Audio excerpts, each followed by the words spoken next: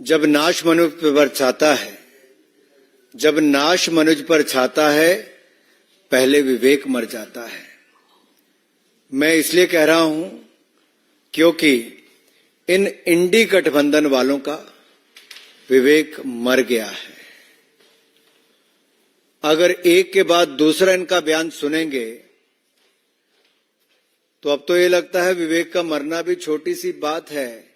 ये तो सनातन धर्म को मारना चाहते हैं, कुचलना चाहते हैं। कोई मोदी जी के टुकड़े टुकड़े करना चाहता है, कोई मोदी जी को एक से बाद दूसरी बड़ी गाली निकालना चाहता है। इनकी मोहब्बत की दुकान में इतना नफरत का सामान है कि नफरत की राजनीति आज सिर चढ़कर बोल रही है। सनातन को खत्म करने की होड़ लगी है। एक के बाद दूसरा बड़ा बयान उस तरफ आता है तो मोदी जी के लिए एक के बाद दूसरी बड़ी गाली निकालने के लिए कोई संकोच नहीं करता है। कल इनके एक ऐसे मंत्री ने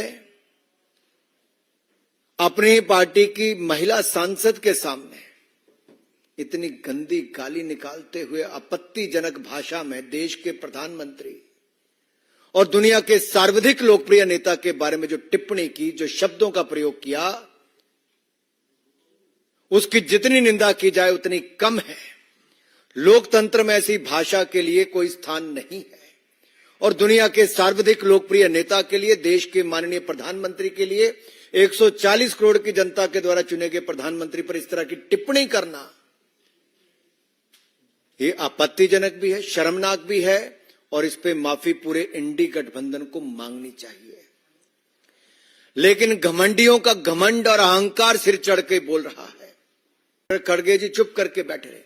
मेरा खड़गे जी, राहुल जी, सोनिया जी से सवाल है, क्या संरक्षण आप ऐसे लोगों को दे रहे हो जो सनातन को कुचलने की बात करते हैं, मोदी जी को गाली निकालते हैं, टुकड़े करने की बात करते हैं, सिर फोड़ने की बात करते हैं और अभद्र भाषा का प्रयोग करके गाली निकाल के करते हैं। साथियों, इतिहास गवाह है, तैमूर से लेकर बाबर और औरंगजेब तक सबने सनातन धर्म को समाप्त करने की, जड़ से मिटाने का प्रयास किया। ना सनातन को कोई खत्म कर पाया था, ना कोई कर पाएगा।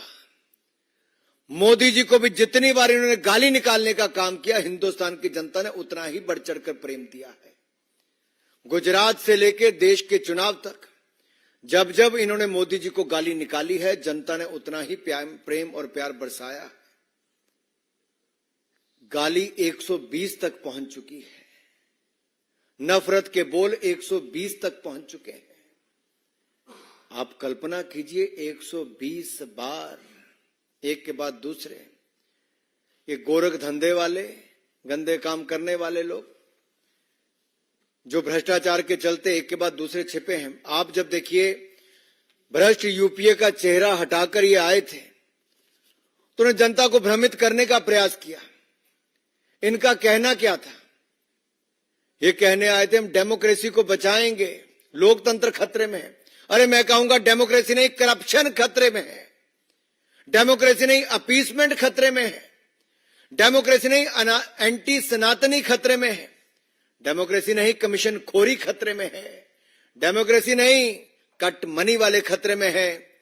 इनके लिए डेमोक्रेसी में सी करप्शन है, इंडी गठबंधन वालों के लिए, बट हमारे लिए सी कमिटमेंट है, सी कॉम्पिटेंस है, सी कैपेबिलिटी है और सी क्लैरिटी फॉर विकसित भारत है। वीके न्यूज, राष्ट्र के नाम।